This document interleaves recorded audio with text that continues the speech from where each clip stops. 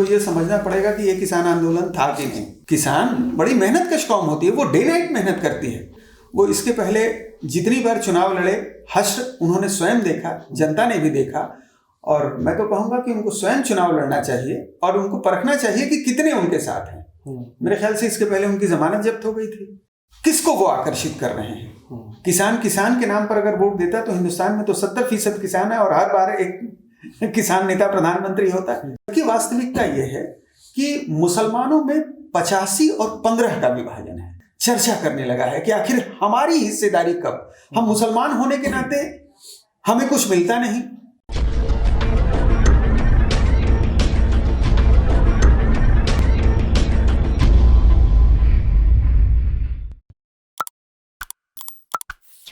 जय Hind, Vande Mataram. Expose times में आपका स्वागत है। मैं हूं मुनीश श्रीवास्तव। इंटरव्यू शुरू करने से पहले मेरा आपसे अनुरोध है कि हमारे चैनल को सब्सक्राइब कर लें। हमारा ये प्रयास पसंद आए तो लोगों तक पहुंचाएं, लाइक करें, कमेंट करके हमें जरूर बताएं कि आपको हमारा प्रयास कैसा लग रहा है। हमने आमंत्रित किया है उदय प्रताप कॉलेज के राजनीति शास्त्र के प्रोफेसर डॉक्टर उदय शंकर सिंह जी को। सर, आपका बहुत बहुत स्वागत है एक्सपोज टाइम्स में। सर, हम थोड़ा सा पीछे जाएंगे। जो अभी किसान आंदोलन चल रहा था, ये उत्तर प्रदेश की पॉलिटिक्स को कितना परेशान करेगा, कितना कह सकते हैं नुकसान पहुंचाएगा, भाजपा को कितना नुकसान पहुंचाएगा या फायदा पहुंचाएगा? देखें, पहले हमको ये समझना पड़ेगा कि ये किसान आंदोलन था कि नहीं। थोड़ा सा इसको समझे आप। ये आढ़तियों का आंदोलन था जी। क्योंकि आप देखें कि साल साल भर तक किसान अगर दिल्ली में बैठा रह जाएगा तो उसके घर की खेती कौन करेगा जी। हम आप भी किसान परिवार से ताल्लुक रखते हैं। आप देखें, हमारे यहाँ शादियां गर्मी में होती हैं, जब फसल कट चुकी होती है, जब किसान खाली बैठा होता है, तब वो घर के इन मांगलिक कार्यों का संपादन करता है। अब आप सोचें कि अगर एक साल बैठ जाए वो दिल्ली की सड़क पर, तो उसके घर में भोजन कहाँ से आएगा? और किसान बड़ी मेहनत कश कौम होती है। किसान बड़ी मेहनत कश कौम होती है, वो डे नाइट मेहनत करती है। मवेशी उसके कौन देखेगा? उसके खेतों में पानी कौन डालेगा? तो या तो बहुत बड़े किसान हैं, बड़ी जोत वाले जो बैठे थे वहां पर, या मूल रूप से आढ़तिये थे जिनको नुकसान हो रहा था। तो इनकी संख्या बहुत कम है। और इसका असर, जैसा आपने कहा कि पश्चिमी उत्तर प्रदेश में, तो मैं दावे के साथ कहता हूं कि राकेश टिकैत साहब पश्चिमी उत्तर प्रदेश के नेता हैं। वो इसके पहले जितनी बार चुनाव लड़े, हश्र उन्होंने स्वयं देखा, जनता ने भी देखा। और मैं तो कहूँगा कि उनको स्वयं चुनाव लड़ना चाहिए और उनको परखना चाहिए कि कितने उनके साथ हैं। मेरे ख्याल से इसके पहले उनकी जमानत जब्त हो गई थी जी। चुनाव में आगे वो कितना इसको स्कोर कर पाएंगे, ये बड़ा मुश्किल है कहना। और रही बात कि इसको लेकर के जातीय आधार पर जो वो संगठित करने का प्रयास कर रहे हैं, ये बड़ा भ्रम है। क्योंकि जाट अलग है, गुज्जर अलग है। ये पश्चिमी उत्तर प्रदेश में एक डोमिनेंट कास्ट होती है जी। किसको वो आकर्षित कर रहे हैं? किसान के नाम पर अगर वोट देता तो हिंदुस्तान में तो 70% किसान है और हर बार एक किसान नेता प्रधानमंत्री होता है। ऐसा नहीं होता है। इलेक्शन अर्थमेटिक से नहीं, केमिस्ट्री से लड़ा जाता है। तो ये केमिस्ट्री का जो फॉर्मूला है वो कुछ और कहता है। ठीक है, राकेश टिकैत जी ने को ये लग रहा होगा कि हमने अपनी बात मनवा ली, लेकिन इनफैक्ट वो राजनीतिक रूप से हार गए। ये उनकी हार का द्योतक है। और इसका असर या इसका फायदा आपको सिर्फ पश्चिमी उत्तर प्रदेश में भारतीय जनता पार्टी को नहीं, आने वाले पंजाब के इलेक्शन में आपको देखने को मिलेगा जी जी जी। जो हम लोगों को बार बार दिखाई दे रहा था कि पंजाब से इतने किसान ट्रैक्टर लेकर के जा रहे हैं, इतने किसान ट्रैक्टर लेकर के जा रहे हैं, आप इसका असर पंजाब के इलेक्शन में देखिएगा। और वहां की स्थिति को भी थोड़ा सा मैं आपको ब्रीफ कर दूं कि कांग्रेस लंबे समय तक थी और कांग्रेस की सरकार वहां नहीं थी। ये स्पष्ट कर दूं मैं, वहां कैप्टन अमरिंदर सिंह की सरकार थी जी। और कैप्टन अमरिंदर के साथ वहां का एक बहुत बड़ा जनमानस है जो उनको राष्ट्रवादी भी मानता है, फौजी भी मानता है और एक कुशल नेता भी मानता है। बीजेपी को वहां खोने के लिए कुछ नहीं है, उसने कैप्टन अमरिंदर से हाथ मिला लिया जी। तो जाहिर सी बात है कि बीजेपी अपना जमीन तैयार कर रही है और इसमें वो एक बेहतर खिलाड़ी साबित होगी, ऐसा मुझे लगता है।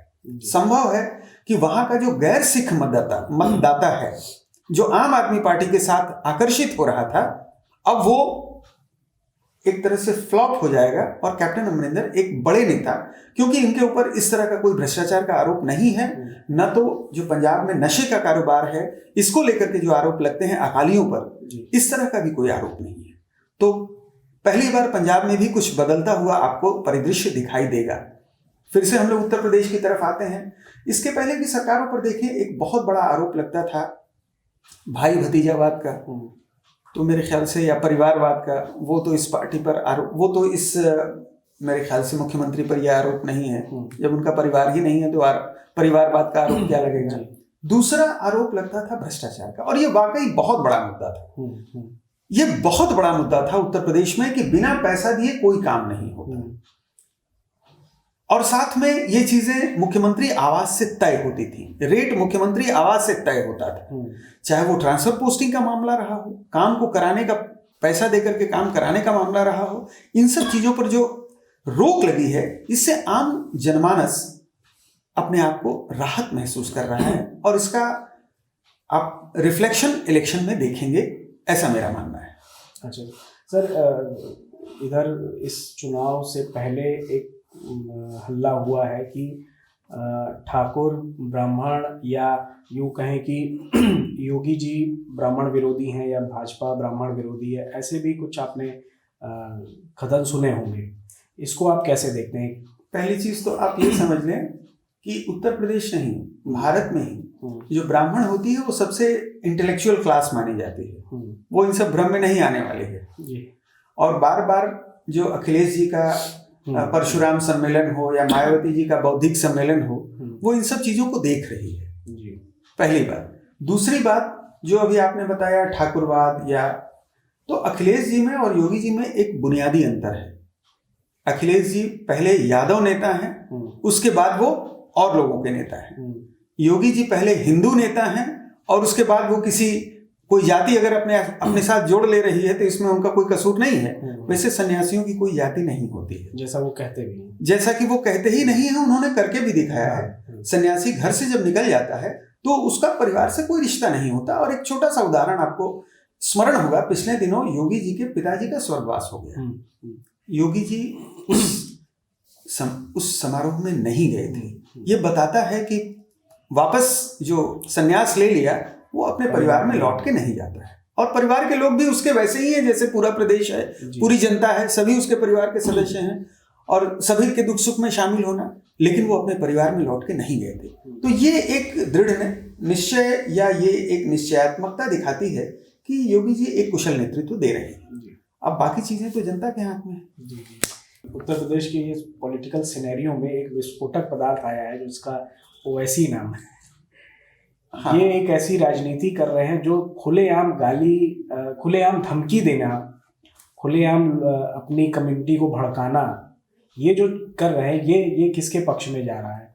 हम भारत में बाकी तो बहुत सारी जातियों की बात करते हैं, ये सवर्ण हैं, ये अवर्ण हैं, ये SC ST हैं, लेकिन अक्सर हमारा ध्यान मुसलमानों की जाति व्यवस्था पर नहीं जाता, जिस पर चर्चा भी नहीं होती। अक्सर आपने देखा होगा फलां क्षेत्र में इतने ब्राह्मण हैं, इतने कायस्थ हैं, इतने क्षत्रिय हैं, इतने यादव हैं, और शेष मुसलमान हैं।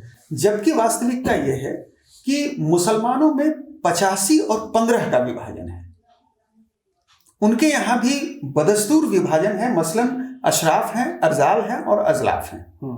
तो जो उनका पशमंदा समाज है वो सिर्फ पीछे पीछे चलता है, और वो भी अपनी भूमिका अदा करता है। साहब, आज तक जितने भी मुसलमानों के बड़े संगठन आप नाम ले लें, चाहे वो मुस्लिम पर्सनल लॉ बोर्ड हो, चाहे वो शिया वक्फ बोर्ड हो, चाहे वो सुन्नी वक्फ बोर्ड हो, किसी में आप किसी एक अशराफ, किसी एक पशमंदा का नाम नहीं गिना सकते। सभी अशराफ का कब्जा है, और ये अशराफ पशमंदा को बिल्कुल निचली श्रेणी का समझते हैं और बिल्कुल अपने बराबर नहीं रखते। सर, रोकना चाहूंगा, पशमंदा के बारे में आप थोड़ा सा डिटेल बताइएगा हमारे। दरअसल जो कन्वर्जन हुआ हिंदू समाज से, क्योंकि मैं मानता हूं कि भारत, पाकिस्तान, बांग्लादेश में जितने भी मुसलमान हैं वो उसमें 95% से ज्यादा कन्वर्टेड हैं। हमारे आपके जैसे ही लोग ही होंगे जो बदल गए होंगे, और वो किसी डर से, किसी लोभ से, किसी लालच से, किसी भय से बदल गए। चलें, ठीक है, वो सवाल एक अलग है। तो जैसे हमारी जातियां थी वैसे ही फिर मुसलमानों में भी वो जातियां खड़ी हुई।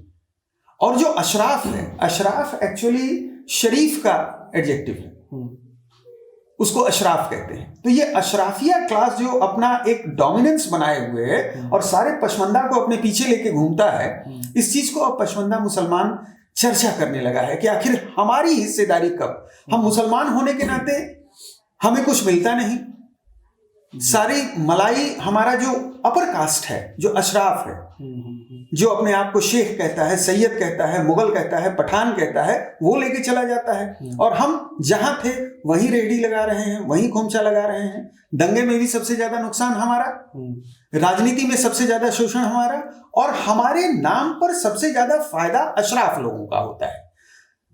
अब यहां मैं आता हूं ओवैसी साहब की बात। ओवैसी साहब भी एक बड़े अशराफ हैं, सूफी घराने से ताल्लुक रखते हैं।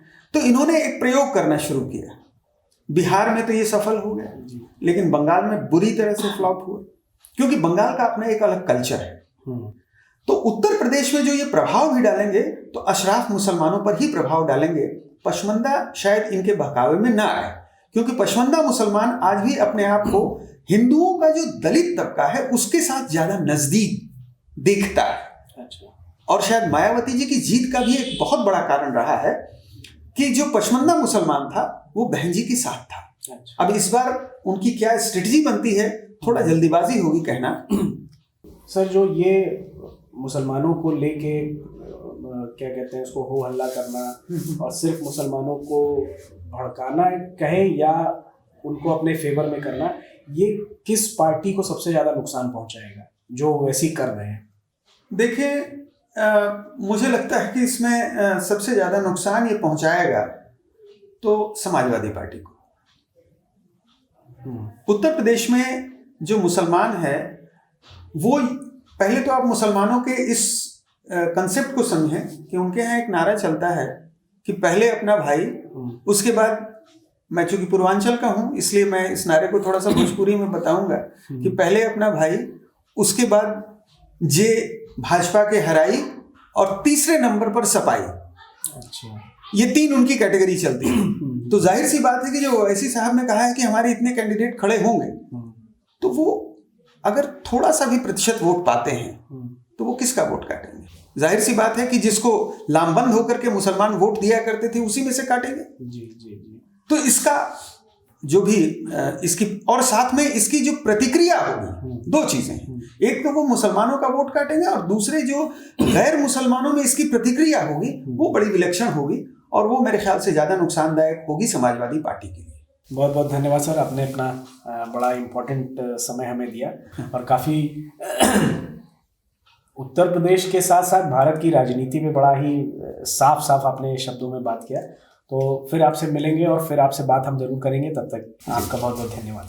तो हमने बात की डॉक्टर उदय शंकर सिंह जी से, जिनसे हमने उत्तर प्रदेश और भारत में आने वाले जो विधानसभा चुनाव है उस पर विधिवत चर्चा की है। लेकिन चुनाव का परिणाम क्या होगा ये तो जनता ही तय करेगी और जनता ही बताएगी कि किसे वो मुख्यमंत्री बनाएगी। तो मिलते हैं अगले एपिसोड में एक नए शख्सियत के साथ, एक नए विषय के साथ। तब तक के लिए धन्यवाद, नमस्कार, जय हिंद।